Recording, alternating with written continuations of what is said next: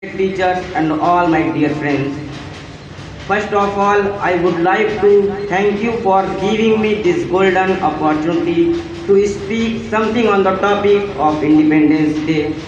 And I would like to wish you all a very happy Independence Day, as all we know that we have gathered here on a very special occasion in our country, which is called Independence Day.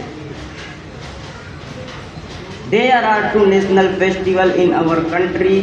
First one is called Independence Day and second one is called Republic Day.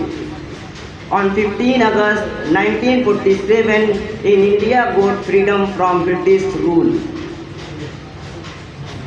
Since then, 15 August is celebrated as Independence Day. This day is celebrated all over the country with great zeal. On the eve of Independence Day, we remember our freedom fighters like Mahatma Gandhi, Pandit Jawaharlal Nehru, Subhash Chandra Bose, Maulana Abdul Kalam Azad, Maulana Mahmud Hassan Devbandi, Bhagat Singh, many others.